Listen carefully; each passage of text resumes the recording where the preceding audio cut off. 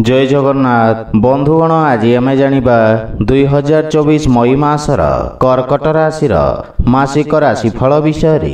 एही मासिक राशिफल ग्रहंक स्थिति और चलन को नहीं आधारित एवं ग्रहंक स्थिति और चलन आम जीवन रे बहुत प्रभाव पकई थाए, जहा फल रे आम जीवन रे केबे सुख आसी थाए तो केबे दुख आसी थाए। सेथिपई ग्रहंक स्थिति और चलन को नहीं आमे पारिवारिक जीवन, वैवाहिक जीवन, आर्थिक स्थिति, शिक्षा, व्यवसाय एवं स्वास्थ्य विषय रे संपूर्ण विश्लेषण करी कहिबो। सेथिपई वीडियो को शेष पर्यंत देखंतु और जो माने आम चैनल को नुआ करी आछंती तळे थिबा लाल रंगर सब्सक्राइब बटन को दबाई आम चैनल को सब्सक्राइब करंतु और पाखरे थिबा घंटी बटन को दबाई ऑल रे सिलेक्ट करंतु, काहेकि ना आमे अपलोड करितबा प्रत्येक वीडियो रो नोटिफिकेशन आपण सर्वप्रथमे पाई परिबे।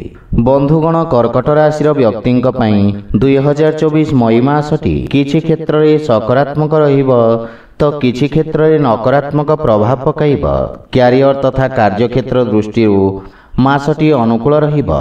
दशम भाव रे उच्च राशि सूर्य बृहस्पति और शुक्रंक सहित विराजित हुई आपनको उत्तम रोजगार अवसर प्रदान करिबो। बेरोजगार व्यक्ति तथा चाकरीर संधान रे थिबा व्यक्ति को उत्तम रोजगार और चाकरीर अवसर मिलिबो।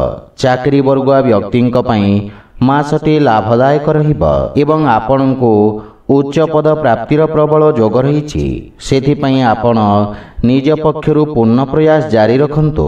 14 मई को सूर्यदेव आपणक एकादश भाव को गोचर करिबि एवं शुक्र मध्य 19 मई को एकादश भाव को गोचर करिबि एवं 10 मई को बुध दशम भाव को प्रवेश करिबि, जहा फल रे आपण निज बुद्धिबल और चातुर्यतारे समस्त कार्य को सफलता पूर्वक पूर्ण करिबि। व्यवसाय रे जड़ित व्यक्तिंक पई मासटी लाभदायक सिद्ध हेबो। सप्तम भावर स्वामी शनि अष्टम भाव रे स्वग्रही होई विराजमान रहिबि, जहा फल रे आपणक व्यावसायिक क्षेत्रर विकास हेबा सहित व्यवसाय रे परिवर्तन करिवा पई मध्य समय उपयुक्त रहिछि। विदेश यात्रा तथा किछि गुप्त स्रोत माध्यमरु आपणक व्यवसाय अधिक उन्नति करिब। सेहीपरि आर्थिक स्थिति दृष्टि अष्टम भाव रे पूरा मास शनिदेव विराजित रहिबि, जहा फल रे अप्रत्याशित खर्च हेबार संभावना रहिछि, किंतु कोनोसी पुराना पैतृक संपत्ति आपणको विशेष लाभ प्रदान करिब। तृतीय भाव रे केतु, दशम भाव रे सूर्य और बृहस्पति तथा मासर द्वितीयार्धरे सूर्य और शुक्रंक एकादश भाव को गोचर कारणरू आपणक आमदानी रे वृद्धिर संभावना रहिछि। आपणक आय दिन प्रतिदिन वृद्धि पाइब एवं आर्थिक स्थिति रे सुधार आसिब। खर्च रे नियंत्रण रखिबारे मध्य आपण सफल हेबे। दीर्घकालीन निवेश पई समय उत्तम अनुकूल रहिछि। व्यवसाय और चाकरी क्षेत्र मध्य आपण विशेष लाभवान हेबे। सेहीपरि प्रेम और वैवाहिक जीवन दृष्टि पंचम भावर स्वामी मंगल नवम भाव रे विराजमान रहिबे, जहाँकि आपणक प्रेम जीवन को मजबूत करिब।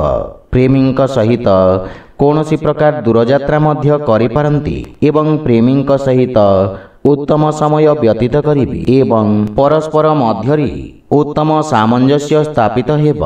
किंतु राहुंक प्रभाव मध्य रहुछि, सेथिपई मझिरे मझिरे वाद विवादर मध्य सामना करबाकू पड़िब। विवाहित व्यक्ति मानक पई मासटी अनुकूल रहिब। जीवन साथींक सहित कार्यक्षेत्र रे मन लगेई भाग नेबे तथा जीवन साथींक सहित उत्तम बुझाबना स्थापित हेब। संतान पक्षरु सुखद समाचार मिलिब। सेहीपरि पारिवारिक जीवन दृष्टि मासटी मध्यम धरणर रहिब। चतुर्थ भावर स्वामी शुक्र दशम भाव रे विराजित रही सप्तम भाव को दृष्टि रखिबे एवं दशम भाव रे उपस्थित बृहस्पति और सूर्य चतुर्थ भाव को दृष्टि रखिबे, जहा फल रे पैतृक व्यवसाय रे लाभ प्राप्ति हेब एवं आपणक पारिवारिक आय रे वृद्धि घटिब। परिवार सदस्यंक मध्य रे सहयोग प्रेम भाव रहिब। स्वास्थ्य दृष्टि मासटी उच्च नीचर स्थिति रहिब। नवम भाव रे मंगल राहुंक अंगारक दोष और अष्टम भाव रे शनि विराजित रहिबे, जहा फल रे स्वास्थ्य समस्या ଆପଣଙ୍କୁ ଚିନ୍ତିତ କରିବ। ସେଥିପାଇଁ ସ୍ୱାସ୍ଥ୍ୟାବସ୍ଥାର ବିଷୟ ଧ୍ୟାନ ରଖନ୍ତୁ। ଆପଣଙ୍କ ପାଇଁ ପ୍ରତିକାର ହେଲା ଆପଣ ପ୍ରତ୍ୟେକ ସୋମବାର ଦିନ ଭଗବାନ ଶିବଙ୍କ ପୂଜାର୍ଚ୍ଚନା କରି ଶିବଲିଙ୍ଗରେ ଜଳ ଅର୍ପଣ କରନ୍ତୁ, ଶୁଭ ଫଳ ପାଇବେ। ତ ବନ୍ଧୁଗଣ, ଏହା ଥିଲା 2024 ମଇ ମାସର କର୍କଟ ରାଶିର ମାସିକ ରାଶିଫଳ ବିଷୟରେ। ଯଦି ଭିଡ଼ିଓଟି ଆପଣମାନଙ୍କୁ ଭଲ ଲାଗିଥାଏ ଲାଇକ୍ ସେୟାର ଓ କମେଣ୍ଟ କରି ଜଣାନ୍ତୁ ଏବଂ ଆମ ଚ୍ୟାନେଲକୁ ସବସ୍କ୍ରାଇବ୍ କରନ୍ତୁ। ଜୟ ଜଗନ୍ନାଥ।